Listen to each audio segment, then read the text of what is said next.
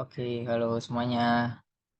Kenalin aku Muhammad Fatahil Alfarisi, NIM-nya G002311 dari kelompok A.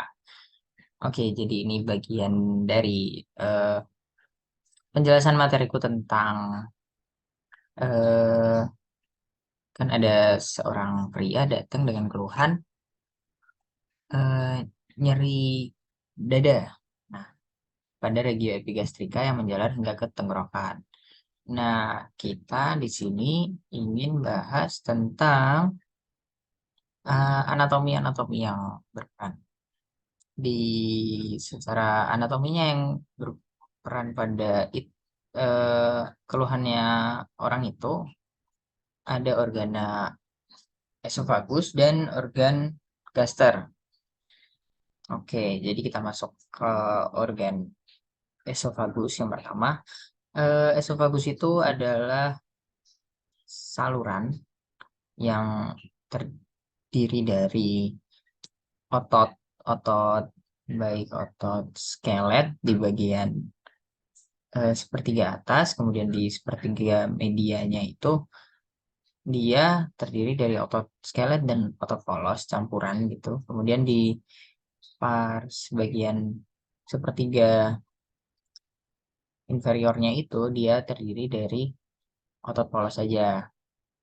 Nah, di esofagus ini ada beberapa hal yang jadi perhatian. Yang pertama itu di angustianya, yaitu penyempitan.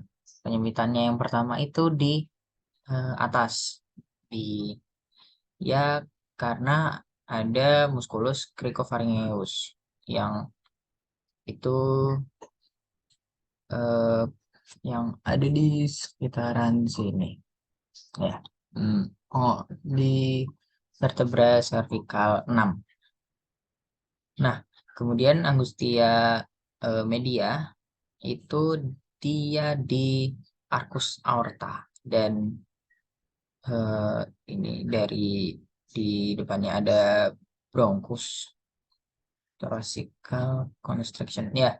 ar- Aortobronchial constriction itu dia di sekitaran vertebra thoracica 4 atau 5. Kemudian ada di hiatus eh, diafragma, hiatus esophagus. Itu yang ketika esophagus melewati eh, pars thoracica menjadi pars lumbal atau pars abdominis. Karena dia kan eh, bagian thoracica itu dibatasi sama spren. Spren itu ini diafragma. Ya, dia kemudian masuk ke bagian abdominal, abdominis di vertebra thoracica 10. Ya, oke. Itu aja dari. Nah, ini angustia inferiornya. Angustia superior tadi yang dijelasin kan pada musculus cricopharyngeus. Nah, itu pada vertebra cervical 6.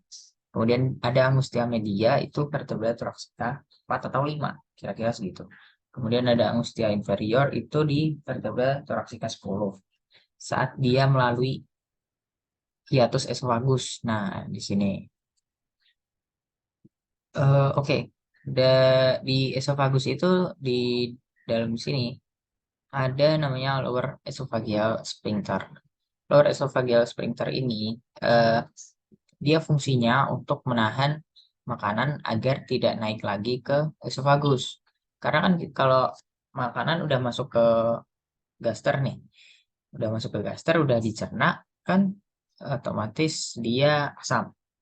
Karena dari zat HCl ya, yang kita tahu itu pH-nya asam. Nah, kalau misal naik ke esophagus itu dia akan merasakan nyeri dada dan rasa terbakar di dada atau biasa disebut heartburn.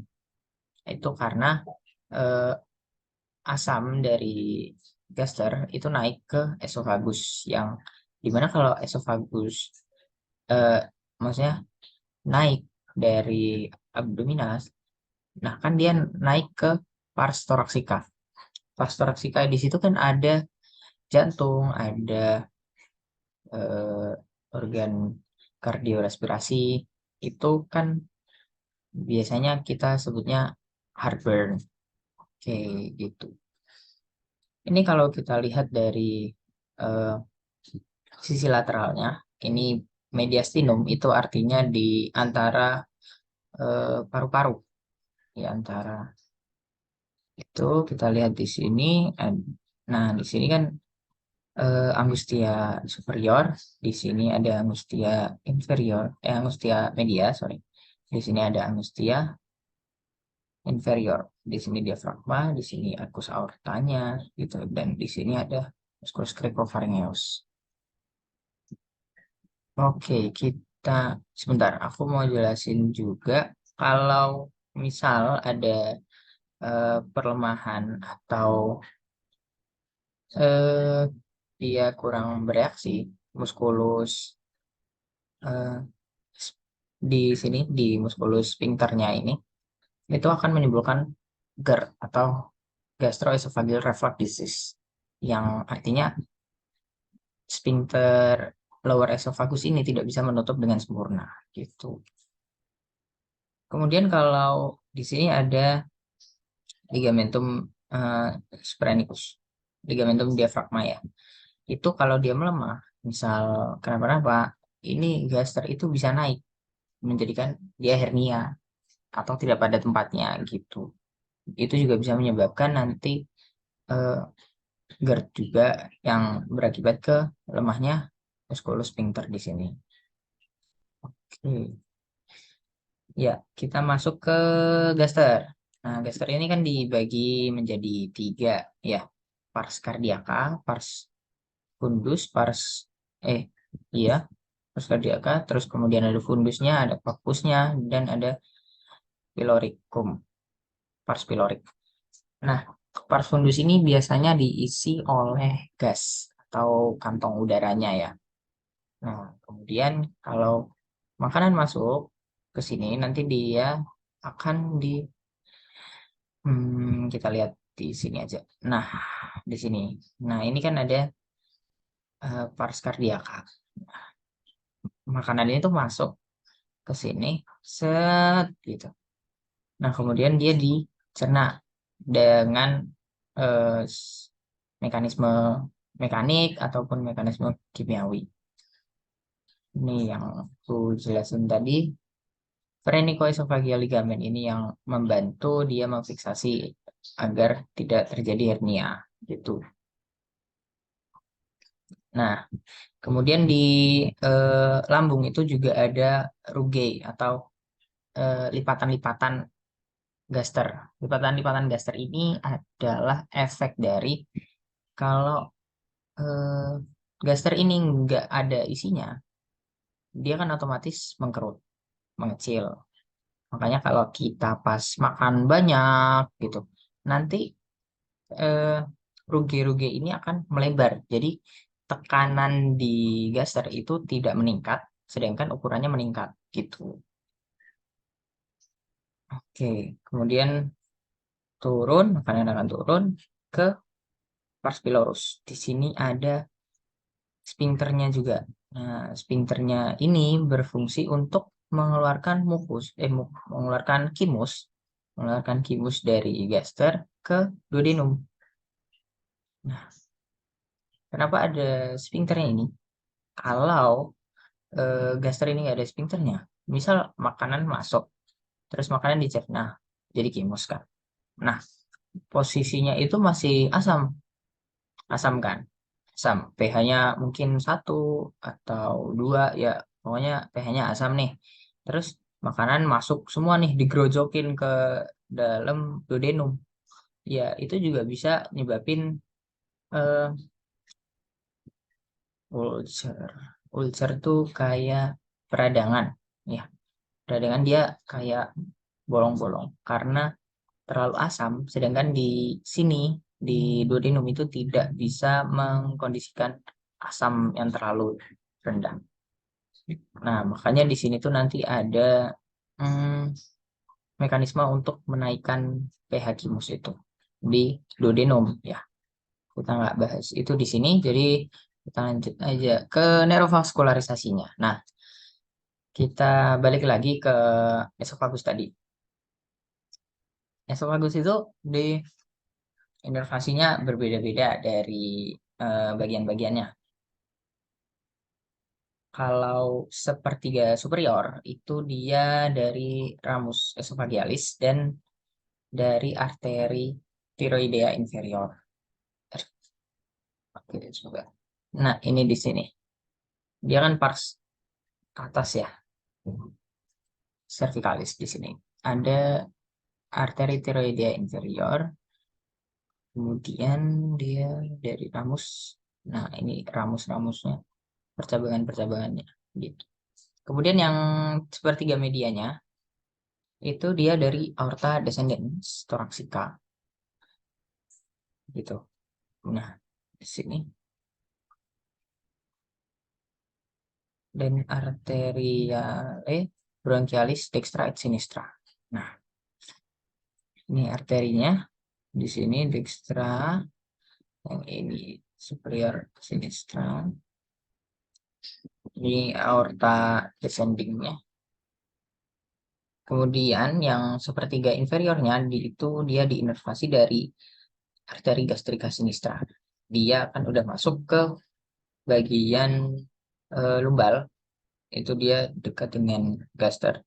Dia diinervasinya mulai dari gaster dia. Oke, kita lanjut ke venanya. Venanya itu dia akan hmm, bermuaranya ke inferior dan superior dari yang iya superior apa inferior ya. Kalau yang sepertiga superiornya itu dari vena tiroidea inferior ya. Vena tiroidea inferior dia akan masuk kembali ke vena cava superior. Kemudian yang sepertiga medianya itu dari vena azygos di tengah-tengah sini. Dia langsung masuk ke vena azygos dan dia akan balik ke vena cava superior.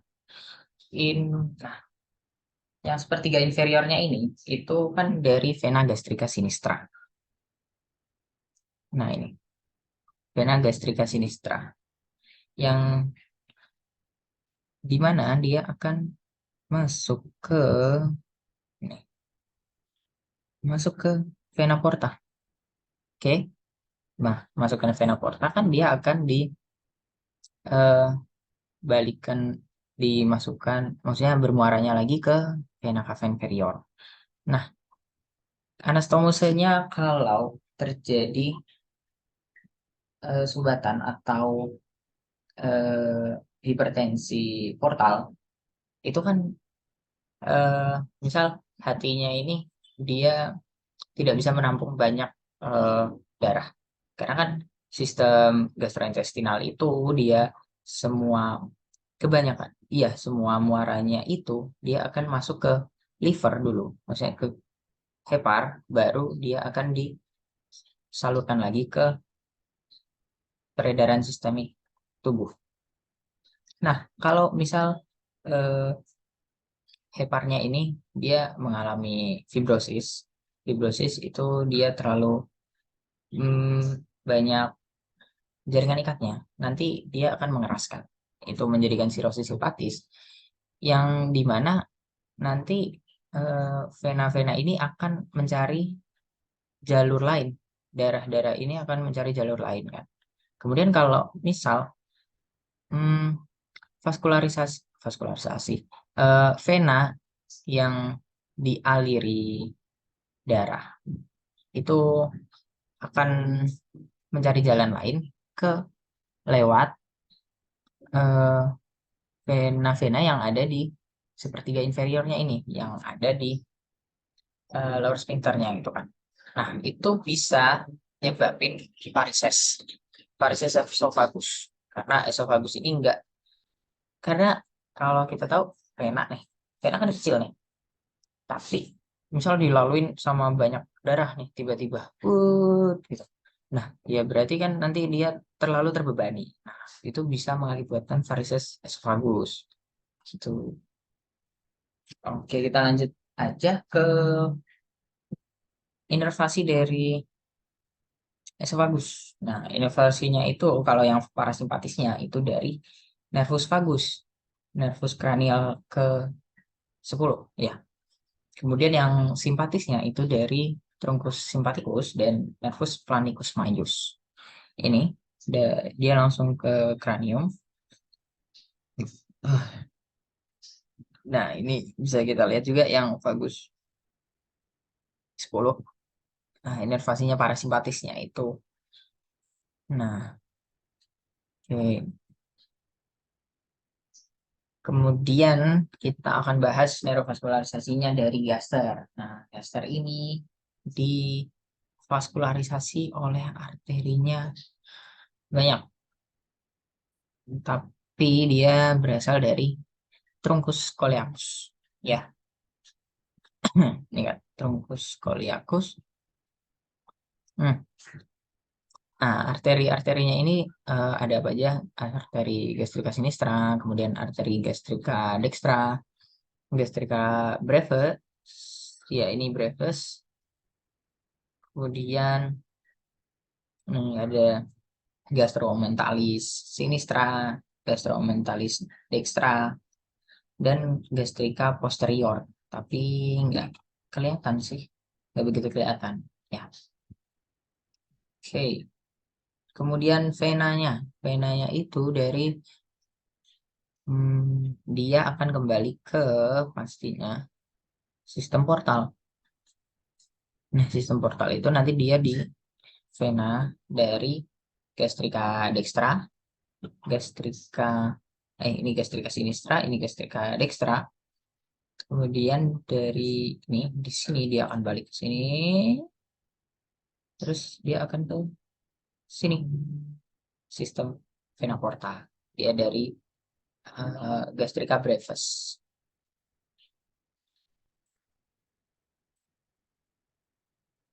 Oke, gastromentalis ini gastromentalis dia akan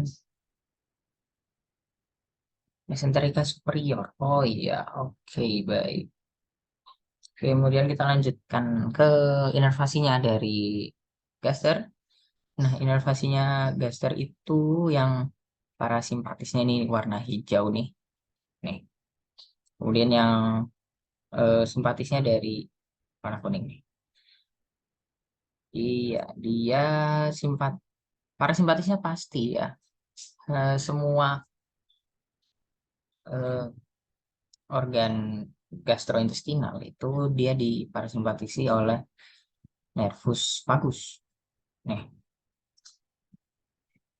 ya, dia akan dari nervus vagus semua parasimpatisnya. Kemudian untuk yang simpatisnya itu dari nervus splanicus majus di sini. Ini splanicus majus ya dan plexus coeliacus. Oke, kalau di sini ini plexus coeliacusnya di sini ya itu sih. Nah, terima kasih guys sudah mau mendengarkan beberapa hal yang aku jelaskan. Kalau masih ada yang mau ditanyain, silahkan komen aja di bawah. Nanti pasti bakal dijawab. Oke, terima kasih guys.